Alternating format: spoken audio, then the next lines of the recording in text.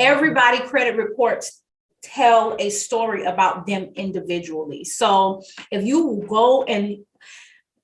are looking to find someone to help you with your credit and they are guaranteeing you anything, red flag, run, go the other way. Do not pass, go. I don't forget how to monopoly and navigate. Right. We know, huge red flag. What is it? Don't collect $200, something like that. That's the one. Don't do that. It's time to start the show and educate the people. Oh. It's time to help you see just how you can be financially free with Cleo.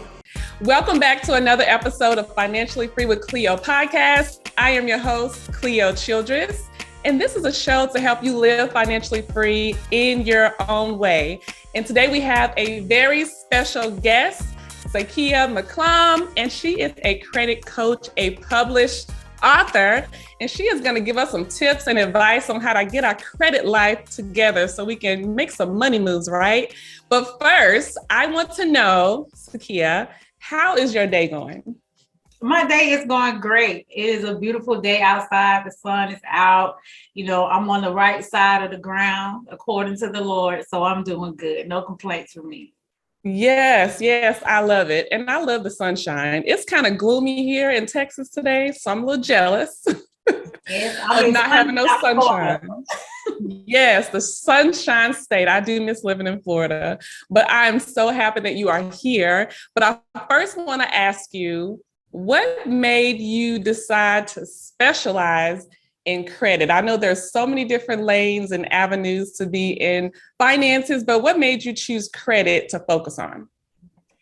Well, in 2015, I had become separated at the time from my ex-husband, and because I was getting divorced, I still had plans to purchase a home. I still wanted to do things for myself. It was actually a peaceful thing to be separated from me. And I wanted to start focusing on my finances. So just in conversation, my now life partner, mentor, taught me how to fix my credit.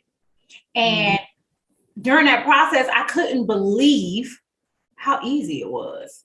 And I said to myself, well, I asked him and we began to talk, and I was like, well, how come other large credit repair companies are charging so much money to do this? Like, what are they doing different than what we did?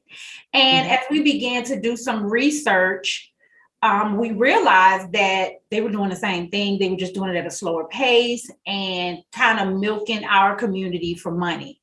And so 6 months after working on my credit, I was able to walk into a dealership and purchase a car with no money down, trying to finalize things for my divorce and things like that. So I just said, you know what? I need to tell somebody. Somebody got to know about this. Like, I need to tell my people. Oh, I put on a cape, Cleo. I was trying to save everybody. I was like, oh, I got to help somebody. So that is what inspired it. Like, I started calling my sisters, my family members, and said, let's see if what I did for me will work for them. And it did. And in September 2016, we birthed our credit repair company, and we're here now. Wow. It's crazy because it's like a lot of things that we do in life started from like our own personal journey and experience with something. I know with me, with credit, I had a terrible introduction to credit because I just got into a whole lot of debt, didn't really know how to borrow responsibly and all of that. But I know for me, it's like I got into a situation where I was desperate for fixing my credit score years ago. And I ended up, getting a referral from a friend, and they ended up, like you said, milking, like prolonging the whole process. I paid all this money, like my whole tax refund one year. Like I got $2,500 back, And I was so desperate that, you make bad decisions when you're desperate. Yes. But I just paid all this money. Someone told me, oh, they'll fix your credit. You'll have like this huge jump in 45 days. That was a red flag. But when someone is trying to like get their credit together, like what should they look for when they're trying to choose an individual or a company to help them? Like, what should they look for as far as qualifications? Well, two things. When I got into the credit repair space, what I learned quickly was that the people who came to me for help, it was more than about a credit score. Like the underlying issue and concern was more than about a credit score. So before you go in a credit company or even begin to look for a credit repair company, I'm going to always recommend that you start with yourself, paying attention to your credit. Pull your credit first. Pull your credit and look at your credit, right? But even before you do that, you have to look at your finances. Credit, in essence, is all about money management and how well you maintain your money, how well you maintain your finances. That's why your credit report is your financial report card. You know what I mean? If you start applying for credit too much, it tells a story. When you have too many inquiries on your credit report, I can look at a credit report and see when someone is desperate. I can look at a credit report and see when someone has a spending habit, not because, I can see their utilization may be high, but how much they spend on their credit cards may be high. I can also tell who pays their bills on time. Looking at payment history, like the credit report tells such a story. So before you go and look to hire a credit repair company, I first want you to reflect on how well you are managing your finances just day to day, and make sure that you are really ready to do the work. Most of my clients come to me, all have the same thing in common, and that's poor money management. You know what I mean? So I definitely have things that you want to look for once you get to a credit repair company. Number one, there's no guarantee. Mm-hmm. There's no guarantee. No one can, it would be unintegral.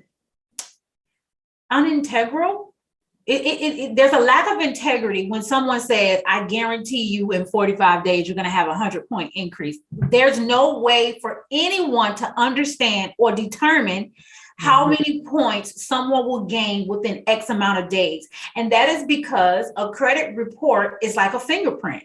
Everyone's credit report is different. The variables are still the same. The algorithm or the factors that make up the credit score, the credit points, the percentage, and all of that is still the same. But my credit report is going to look different from yours. It's going to look different from your neighbors because we have different histories. Some of us have student loans, some of us doesn't.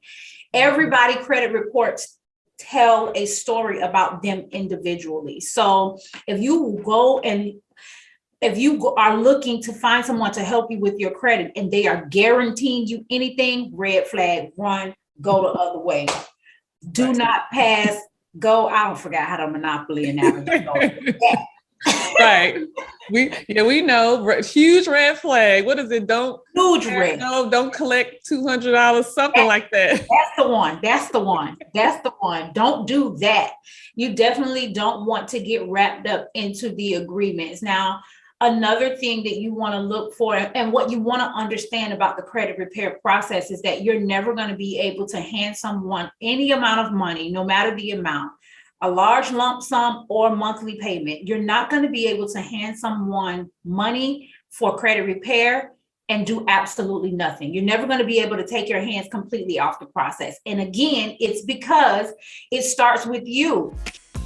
If you're living paycheck to paycheck, if you're still struggling managing your money, you need to join me in the Daily Money Habits text community. Sometimes when we're trying to level up in our finances, we can get overwhelmed and not do anything at all. And then other times we start and we fall off track real quick. And I want to help you stay focused. So in the Daily Money Habits text community, you will get a text from me every single day with a financial affirmation to help empower you and help push you forward through this journey. And the second thing is an action step, me telling you exactly what you need to do every single day to reach those money goals. And you'll also get monthly financial workshops so you can continue on this education. and helping you take action on all of this information that you are receiving. So text Money Habits, all caps, to 615-813-4827. It is a paid community. It's $37 a month. But hey, we got to invest in ourselves, right? If we want to see real results. So I will see you in the daily Money Habits text community. I left credit repair for a while. I just started repairing credit again at the top of the year. I went into credit coaching for a while because people would pay me to repair their credit and then make a late payment on their car note. Wait, please hold. Please hold. Please hold. I love when you say that. Please hold. Please hold.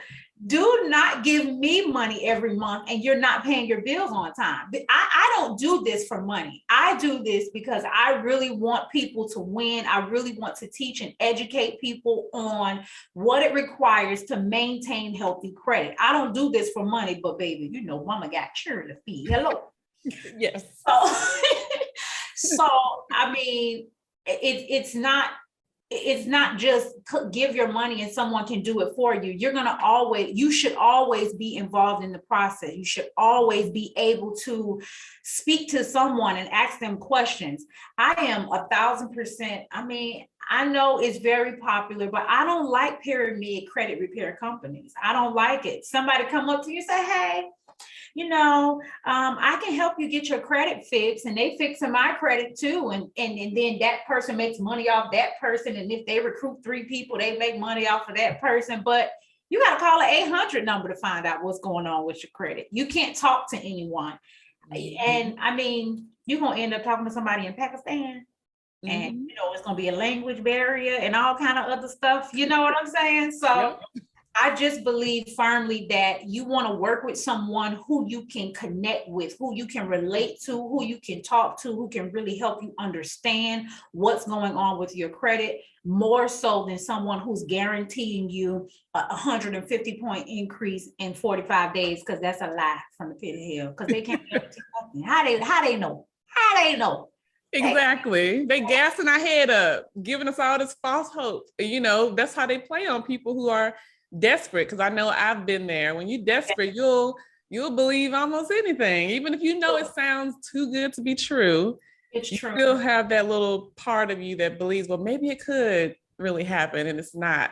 So I'm glad that you said, and you know, when you're looking for someone to help you or a company, start with yourself, because I had to learn that the hard way. Once I was trying to find all these quick fixes, I had to sit down and say, okay, Cleo, clearly what you've been doing is not working. So you're going to have, so you can't just pay someone, like you said, do it for you. You have to understand and learn this stuff. Even if you have a coach or an advisor or someone repairing it for you, like you said, it does make a huge difference when you are trying to understand the whole process and starting with yourself.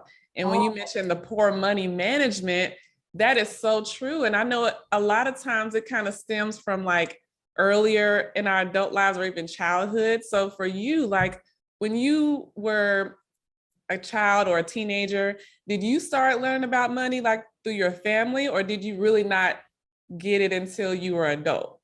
Let me tell you something, Cleo. I didn't realize this until a few years ago when I started paying attention to where my habits came from, where my money habits came from. When I was a child, what I saw, this is what I remember, and it's crazy, but this is what I remember. And this is why it's so important for me to teach finances to kids right now. I remember my mom saying, I want to buy a house, but I need to pay off my credit cards first. And I remember seeing packages come in the mail all the time. Or I remember going to the mall and saying, I remember her getting access to credit. I remember her having a bunch of credit cards. I remember, I just remember when it was time for back to school, we always had what we need. It was like an influx of stuff. And I didn't think of where it came from. But there was no conversation about it. But when my mom started to aspire for more, she must have went and applied for a home, and they told her she needed to, I should interview my mama. Anyway, please hold, let me stay focused. I remember her saying, she just kept saying it. I want to purchase a home, but I need to pay off my credit card. I need to pay off my credit card. And then I remember her being excited about paying off a credit card or two. You know what I mean? Mm-hmm. So that was my experience. And I never paid attention to that or thought about that until a few years ago. Mm-hmm. But then when I was 19, I don't even remember when I got a Capital One credit card. I just remember that I ended up owing them $800 and I only had a limit of $400. I remember it being on my credit report when I was 19. And I don't know why, but I was always, and from those experiences, I always understood that credit was a bad thing. Mm-hmm. I didn't understand that you need credit, but you just have to maintain it. It's not a bad thing. It's a tool that our economy uses to allow us, to give us leverage to do other things. And if we use it right, and if we are properly educated, I wholeheartedly believe we can do that. But there's such a large gap in financial education. So that is why I'm passionate about teaching that now to children. And that I have some kind of way. I mean, we'll get into that story at one point, I'm sure, but some kind of way I end up teaching finances to kids now. And it's been so fulfilling. It's so necessary. Everyone tells me, Sakia, if we had this information when we were growing up, we might be a little different. Yes, I totally agree, because when I teach, my daughter's a freshman in college now, but, just raising her and teaching her stuff that I didn't know at her age, and I don't know if this is like a bad thing to say, but it's like, I have this fear. I'm like, I don't want her to struggle like I did. Like, I know she'll have her own struggles. They got to make their own mistakes. No matter what we teach them, they still have to live their life, make their own mistakes and learn. But I'm like, I just do not want her to start off her life as a teenager, adult, like I did, with like no knowledge whatsoever. When I was in high school, I just knew I need to go to college, take out all these student loans, because who has money to pay for college, right? And then I just started getting all the credit cards, payday loans. I had these high car notes, and eventually I had a few repossessions with my car. And I was just like, I wish I would have known this stuff. And even my mom, she tells me she wishes that I was her mama so I could teach, so she could learn. So my mom tells my daughter, like, you better be grateful that you got somebody telling you, like educating you about money. That way, when you do make certain decisions, you can make the best decisions you can. But I've learned to accept that all I can do is teach, expose her to stuff. And, hopefully she makes the best decisions for her life. But I like that you say you teach kids now, because yes, us adults, especially like millennial age, a lot of us are like just starting to make financial changes. But these kids, they have so many resources now, like through social media, online, and they just have way more access to stuff than we had. I know that when I was younger. So like, what have you noticed the differences in teaching kids versus teaching adults? Do they take in the information easier, or is it kind of the same, but just different a little? Well, it's a fresh conversation when I'm speaking to kids. They're hearing it, most of them for the first time. I've been teaching, I taught a group of, right now I'm teaching a group of 7th and 8th graders, 6th, 7th, and 8th graders, middle schoolers.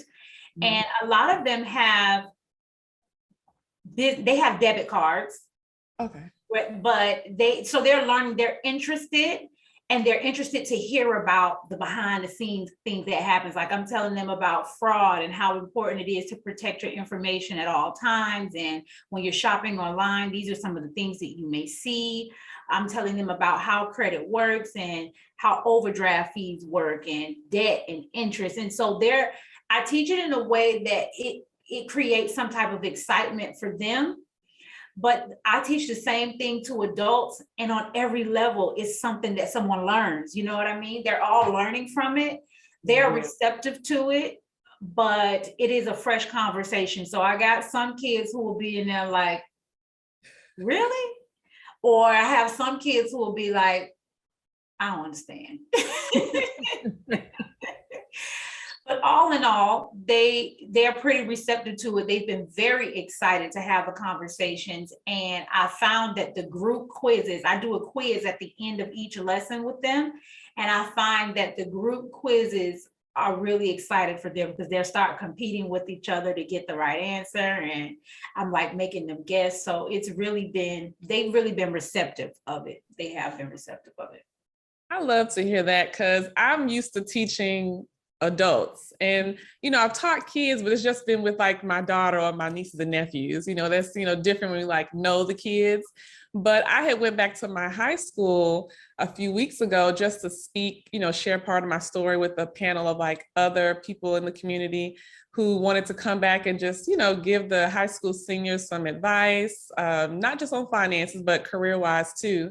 But I'm going to go back to my hometown next month, and I'm going to talk about finances with some kids at an alternative school. And when I first reached out to this school, which it was a school I used to go to, but back then it wasn't an alternative school, but now it is. So this lady, she was kind of basically discouraging me from like doing it, because she was like, you may not want to bother because this is not regular kids. These are kids who have been expelled from a regular school, and they, don't have the best behavior. But I felt like, I get it. I like to be told, like, give a heads up on, hey, these are the type of children you're working with. But it's like, do we really just kind of throw them away? Like, because they're at an alternative school. And then they did tell me, these are kids who they've never been introduced or had any money conversation. And it just thinks about me when I was younger. So I'm like glad that you made the switch, because yes, we need adult education, but these kids, let's get them before they become our age. Exactly. And they don't really know what to do. That way, if they decide to go to college or be an entrepreneur, or maybe they want to work for an employer and have their own business on the side, they can have information on how to like manage credit. So when I learned about credit, I just was told the credit cards are bad and that you shouldn't use them. And then once I got into credit card debt and paid all my credit cards off, I didn't even want another credit card, because I was like, I don't even want to deal with trying to manage it. But what I learned is that, Cleo, if you want to use credit cards, you can in a responsible way, where it can actually work for you. So that's something that I struggled with in the past. I don't know if it's called like financial trauma or something. I don't know if it's like a term for it. I think it is. I feel like that's a good term for it. I really think it's a real thing. Seriously, it's a real thing. And I just like with my daughter, she's, a freshman in college, and, she, getting the credit card offers, right? And how when you 18 years old, you start getting like all the offers, Capital One, Bank of America, all the companies. And she's like, and I've explained to her how they're not bad.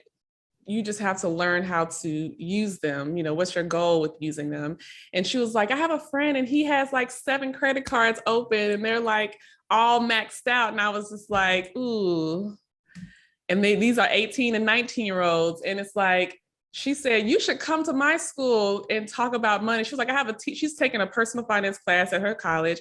And she said, all this stuff that he's saying, you already told me all this stuff. So it does feel good when you're teaching your own child and you're teaching kids how when they go up in the world, they're going to remember the stuff that you told them. And my daughter's going to remember the stuff that I said. So I just want younger people to know that credit isn't bad. Like, yeah, you can make moves with your money with and without credit, but I'm glad that we have more people like you that's like taking the time to educate people and not just, like you mentioned, like just trying to do it for the money only, although we have to be paid for our services. But you want to make sure people like genuinely care and want to see people win, the kids and the adults. And I know you've shared, some of your journey with teaching the kids. So do you do in person only, or are you doing it like virtual with other cities and states too? That's a great question. So because I was originally doing it in the community, and once I start posting what I'm doing online, a lot of people have been inquiring about virtual. So I'm going to host a virtual 5-day academy for the youth, the Money Academy. And I will be offering it and open it up to states, multiple states, so that the kids can join from all over the country and learn about finances. I think that something that you said to me in a word we've used a couple of times within the last, during the course of the interview is desperation. And educating our children, I want to avoid that desperation. I don't want them to feel the need for that desperation. You don't need to pay someone $2,500 to fix your credit. You don't need 7 maxed out credit cards.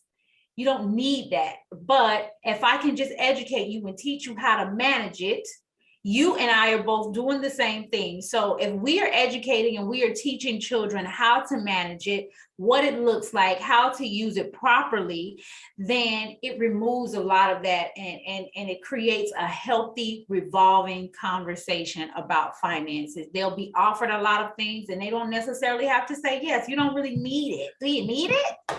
You don't really need it, or you just want to sound cool because, oh yeah, I got 7 credit cards. But what do credit look like now though, right?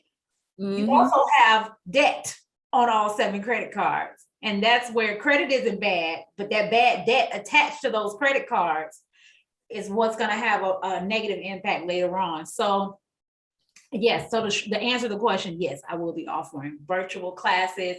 I was trying to decide if I wanted to do it during spring break, but in different states, spring breaks is a different time. So I may just do like a 5-day weekend every Saturday for 5 Saturdays, just do a course and everybody can join that way. Ooh, that'll be good because, now that it's like springtime, it's a good time to, like spring clean your finances or kind of check in on your money goals, like certain things you may have set, in January.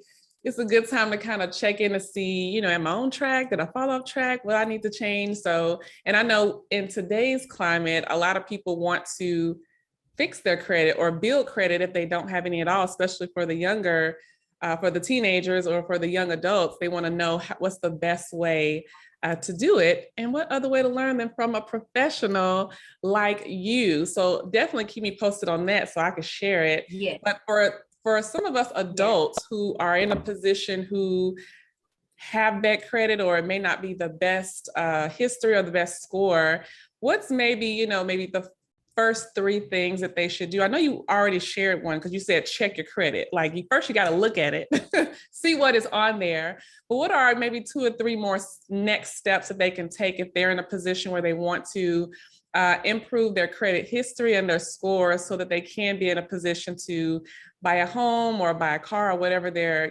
purchase goals are? Okay, so one of the simple steps, but very doable. One of the first things is, of course, you're going to pull your credit report. The next thing you're going to do is look at your payment history, because payment history is the biggest factor of your credit score. It weighs the most, it carries the most weight when it comes to your credit health and your credit score. So you want to look at your payment history. If you have any late payments, you want any accounts that are reporting on your credit report, you want to make sure that you have auto pay set up for those accounts, even if it's just for the minimum payment. Some people are hesitant about setting up auto pay for larger payments like their car payment, right?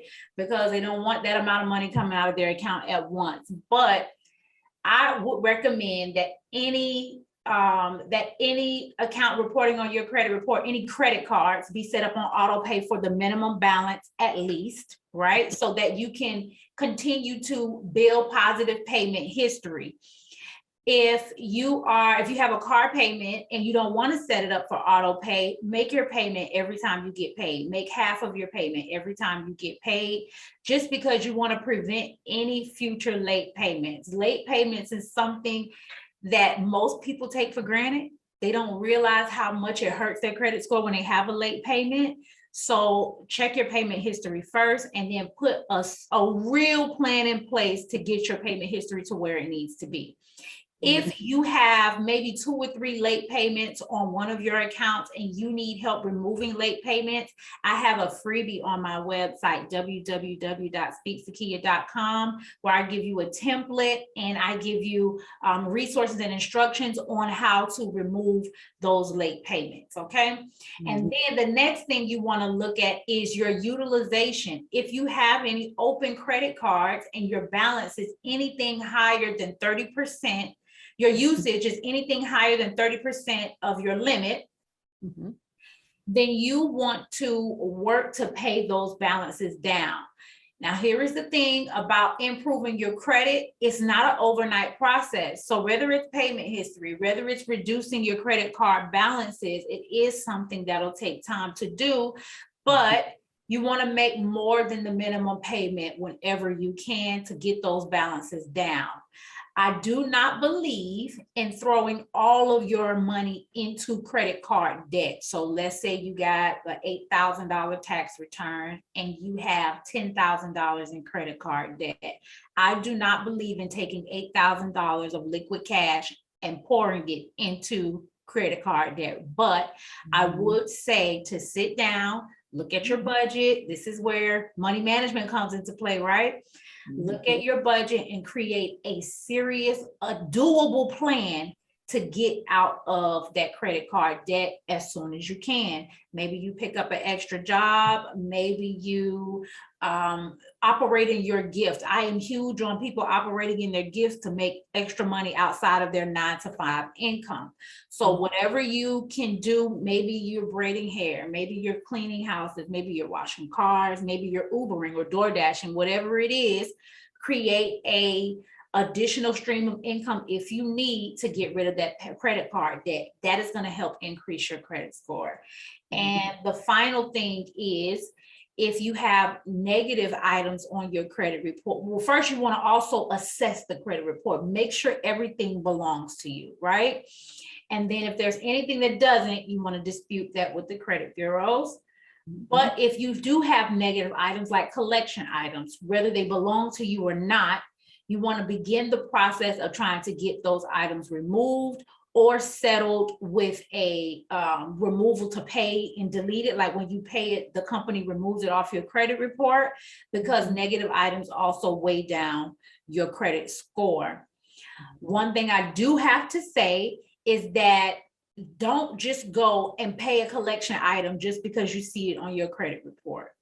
And here is the reason, this gold, Cleo, here is the reason. It's because whether the item belongs to you or not, it is the credit bureau's responsibility to, you want to put the responsibility on the credit bureau to verify that this item is actually accurate. If they can verify that the item is accurate, not just by saying it, but provide you with proof between the credit bureaus and the collection company, and you need to settle, then you settle it with an agreement to delete it.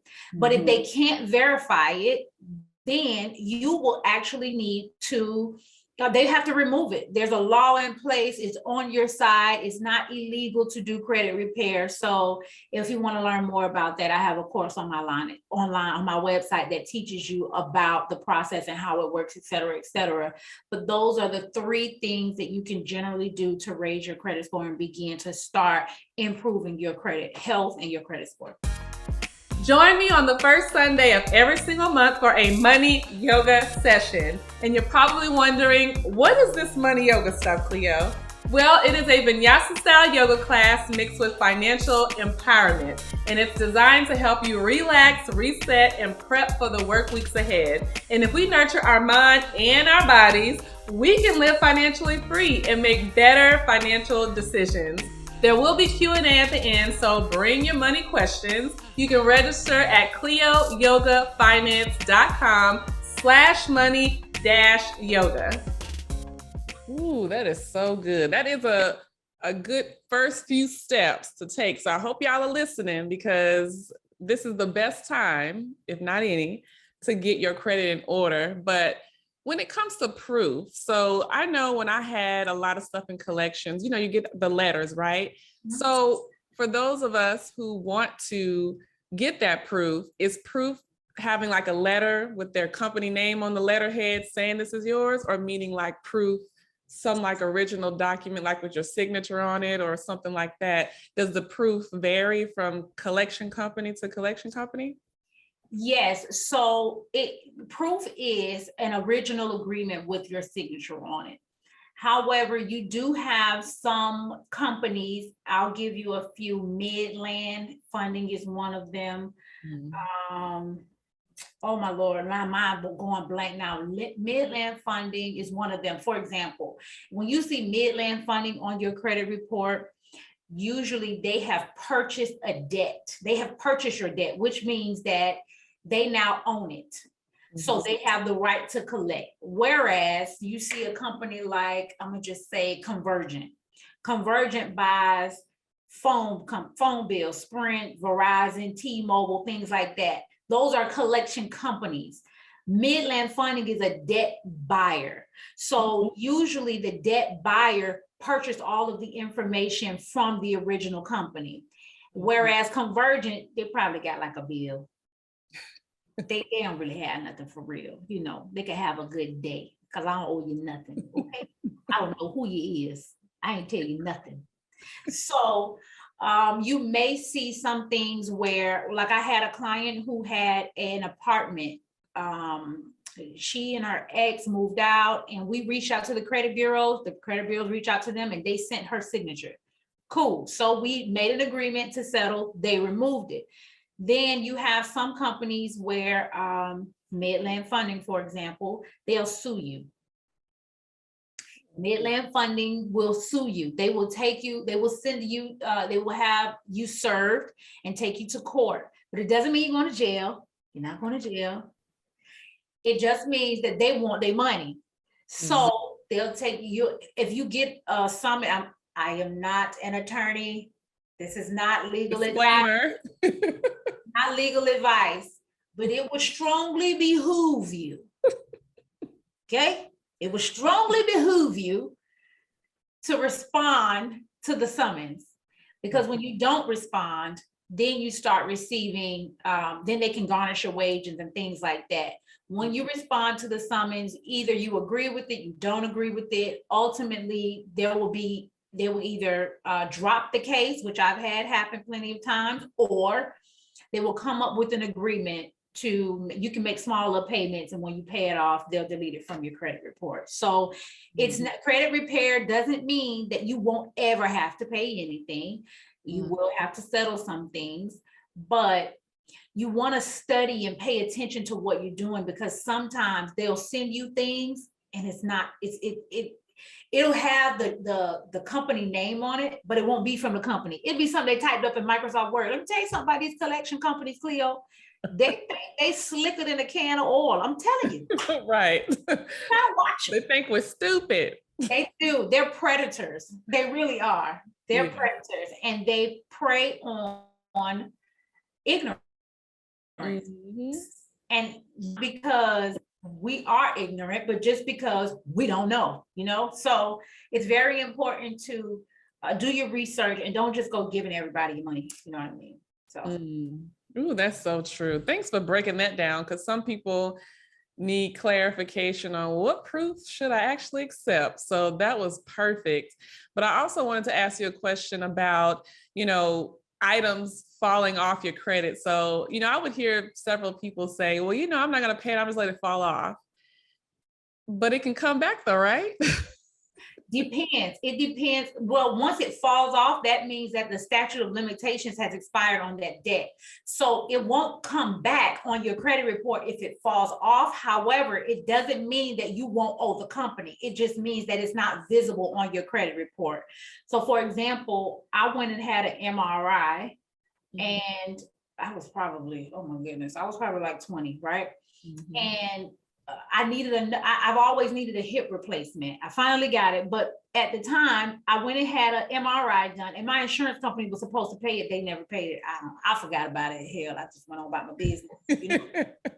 And then probably 7 years later, I go and I need another one. I need another MRI. I was in pain, and I was like, okay, let me look up this doctor. I heard he's the best.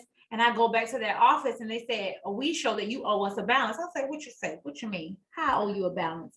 And they said something from years ago, but it wasn't on my credit report. It fell off my credit report. But when I got back in contact with that company, they said, oh, according to our system, you still have a balance with us. So it fell off of my credit. First of all, I wasn't watching my credit back then. Wasn't even pulling it at all. I pulled it and it was textbook thick in real life. It was Spanglish. I didn't know what it meant. I just said, "Ooh, not right now." Some other year. Another time. So it fell off of my credit report, but when I was in contact with that company, they still, it won't reappear back on my credit report. But if I go to that company, probably right now today, they'll say, ma'am, you owe us $400. I'm gonna tell you what, God bless you. Have a good day.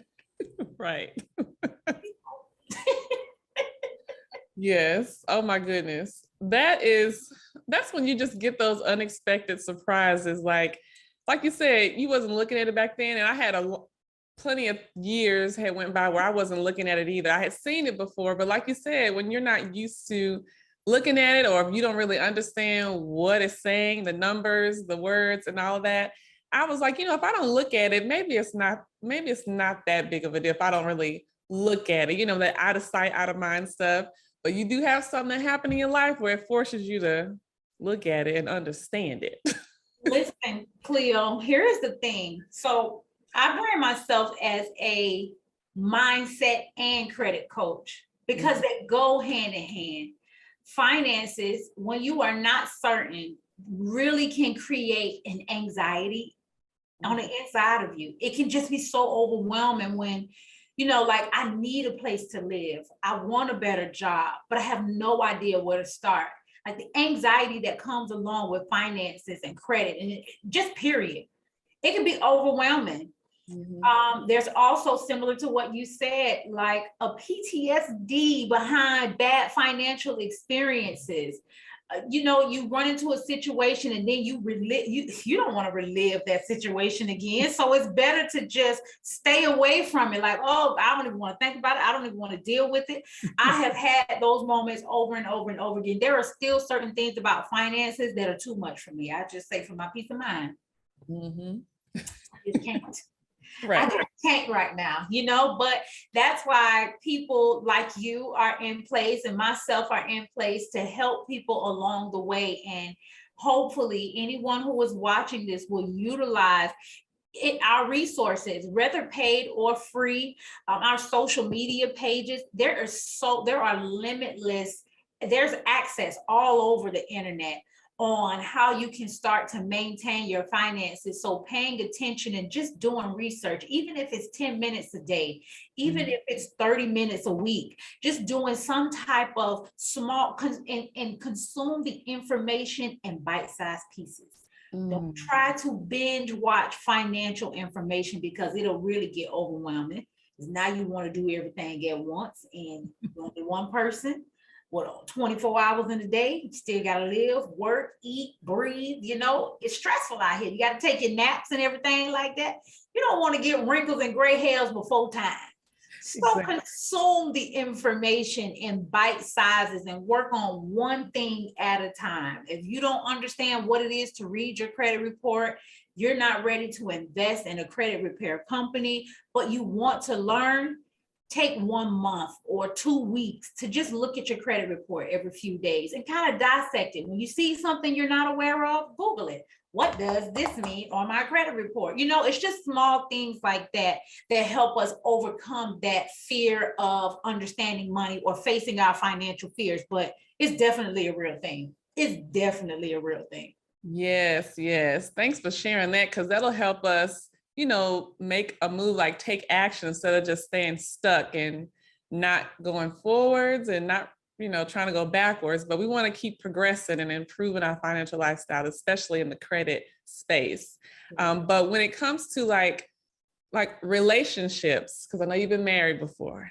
So I want to know, and I know there's like a lot of discussion about this, about when you're like dating and when you first start having like the money conversation or talking about credit and stuff. So in your opinion, personally or professionally, when do you think it's good to have that conversation? Like, because I've heard people say, well, wait till you officially get in the relationship, then expose the numbers and the details. And then some people are like, oh, no, on the first date, I'm asking. But it's like, really? Are you really wanting to tell somebody all your numbers on the first date? I just think that's just crazy. But maybe it's not. I don't know. What are your thoughts on that? Oh, Cleo.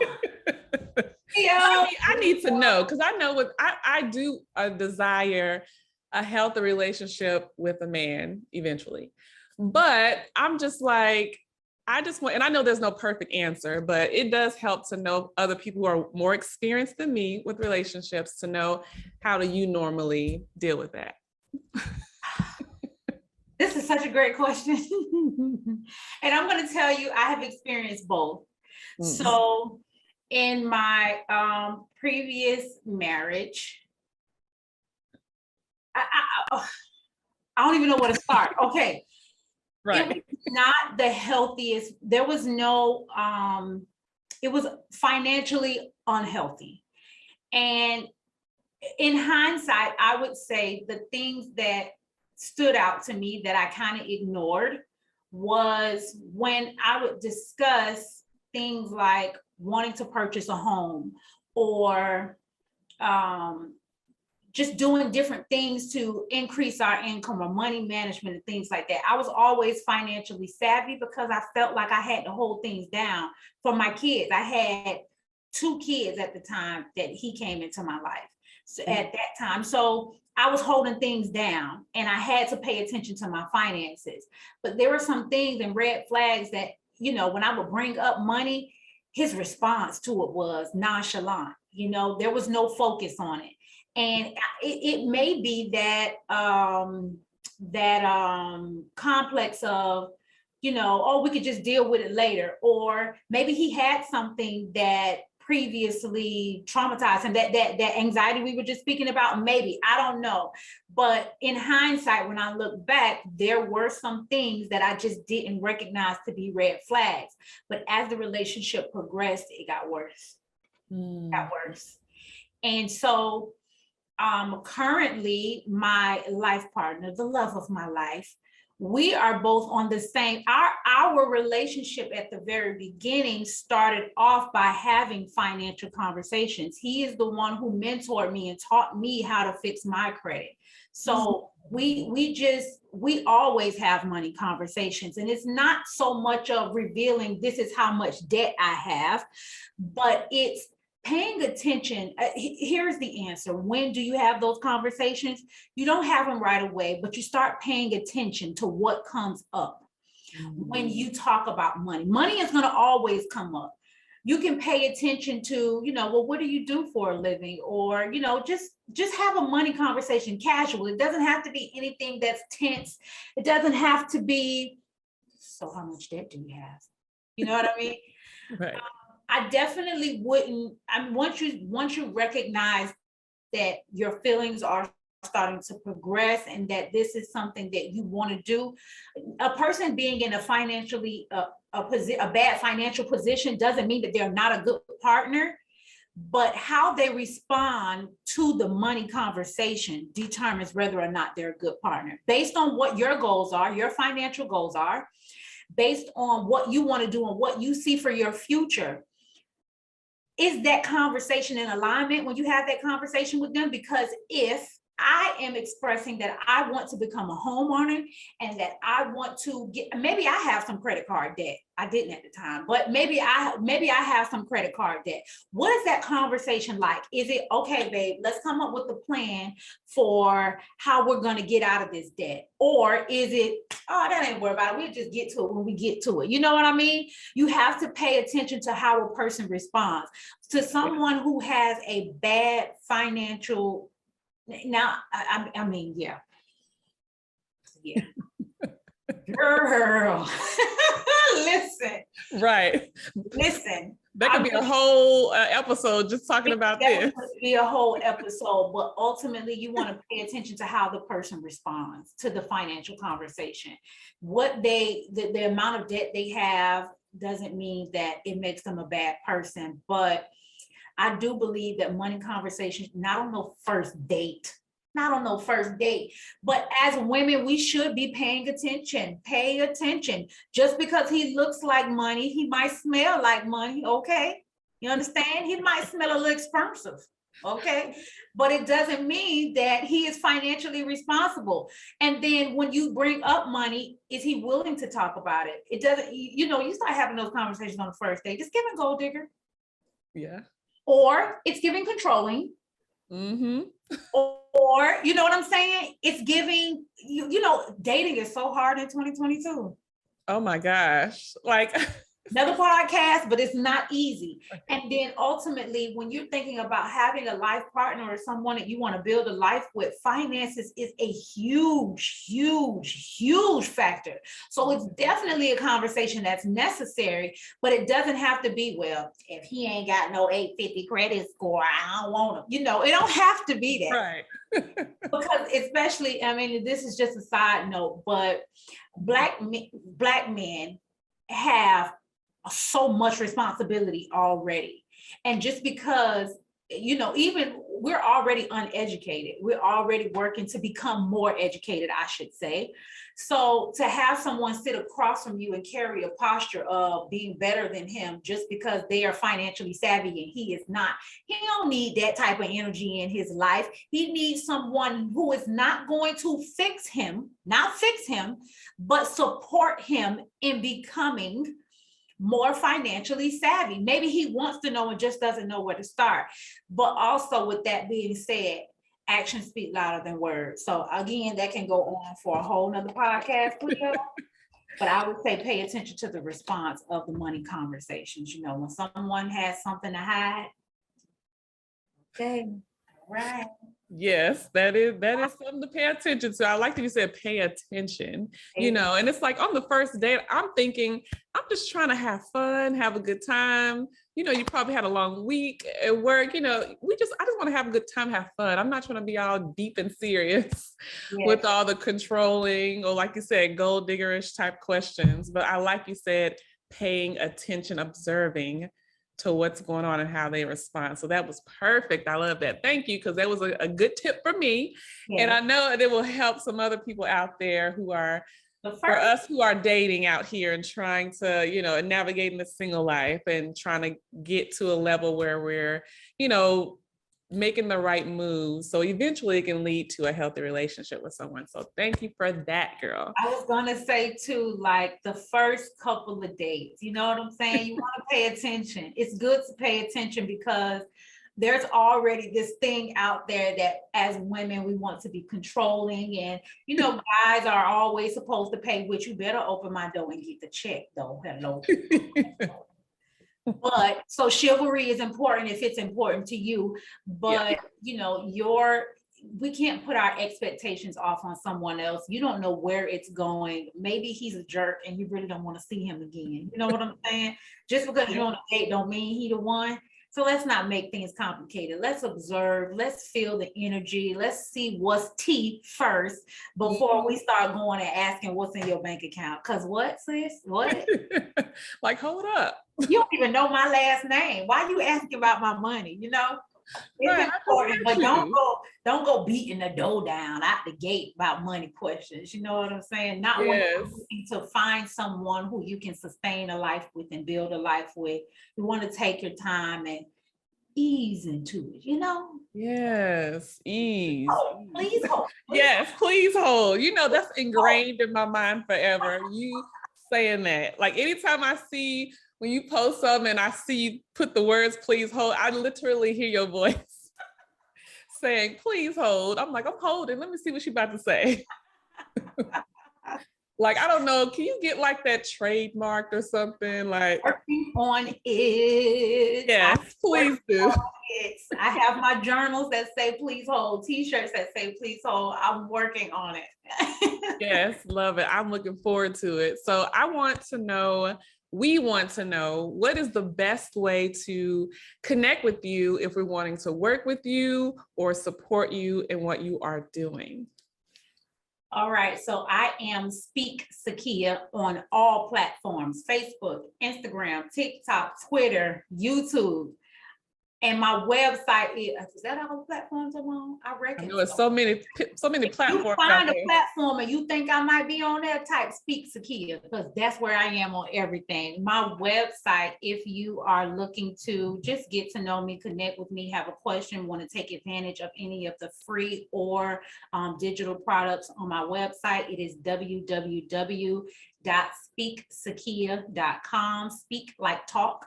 Sakia, SAKIA.com.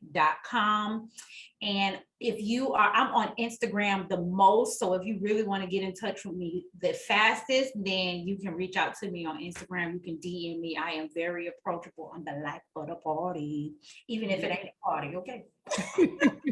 Yes, I love it. And last thing I want to do with you, I recite a financial affirmation to everyone that comes onto the show. So I'm going to give you your financial affirmation, and I want to know, what do you think about it, how it relates to your life, or what words you want to give us about it. So your financial affirmation is, my actions are an investment.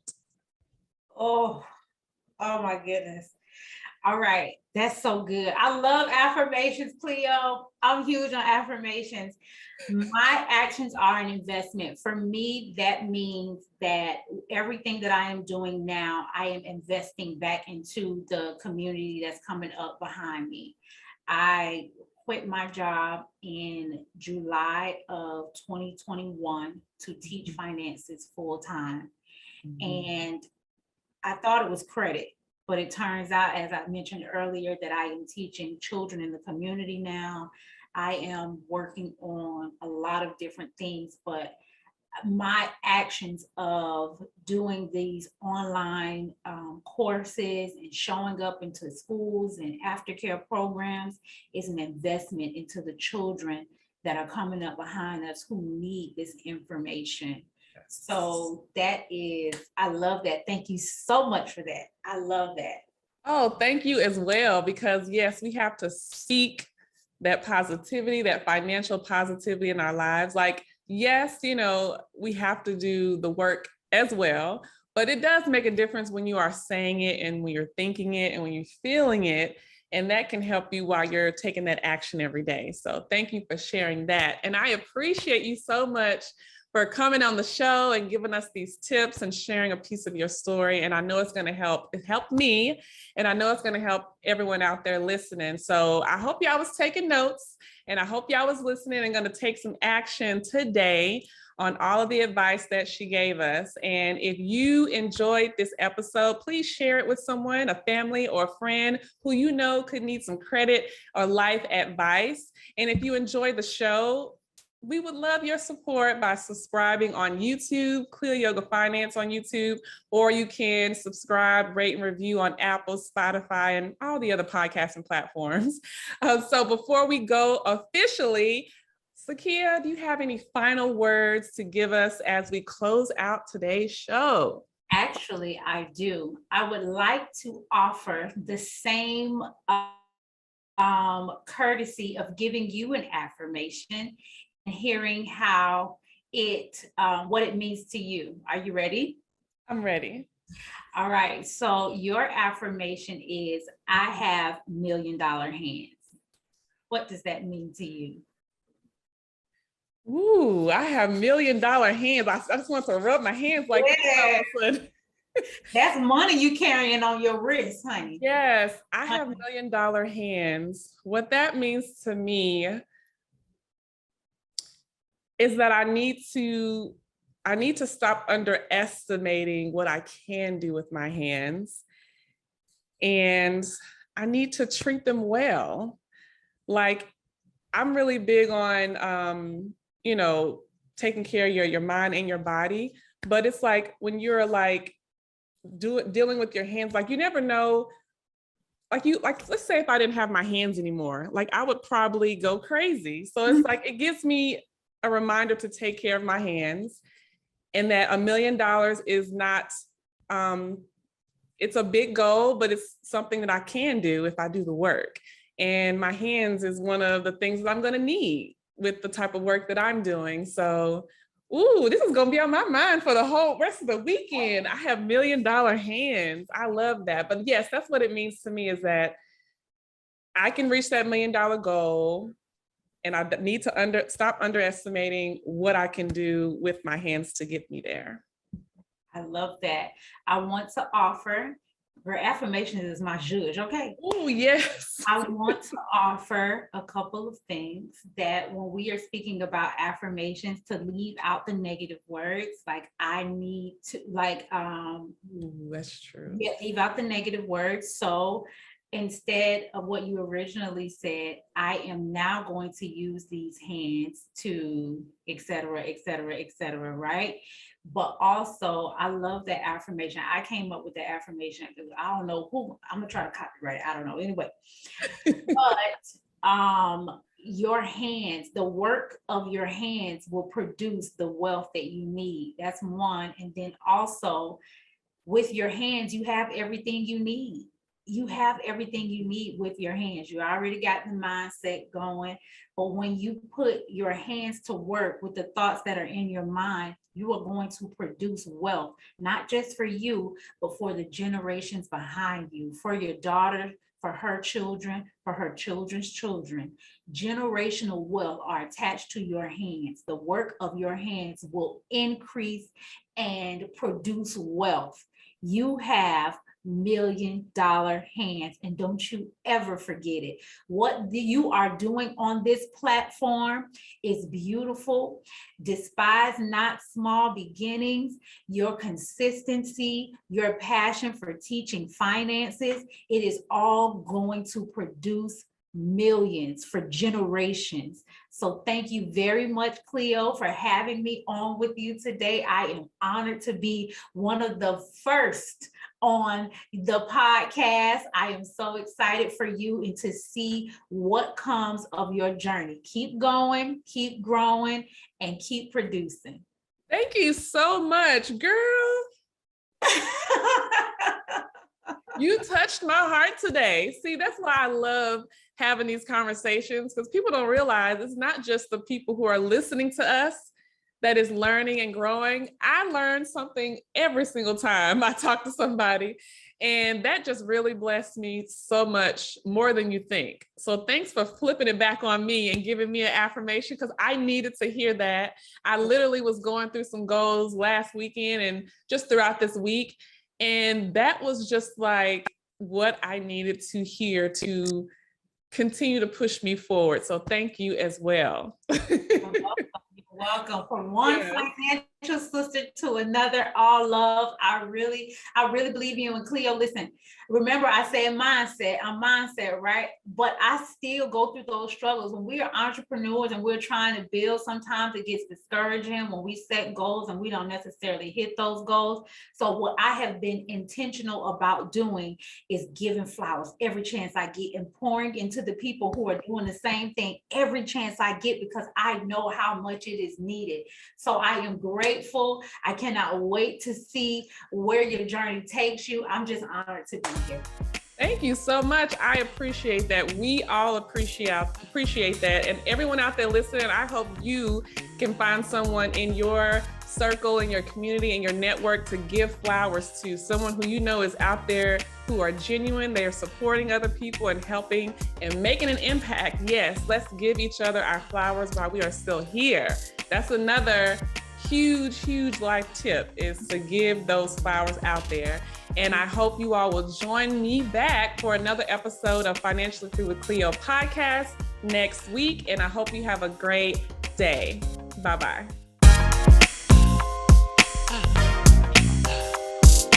You can be financially free with Cleo.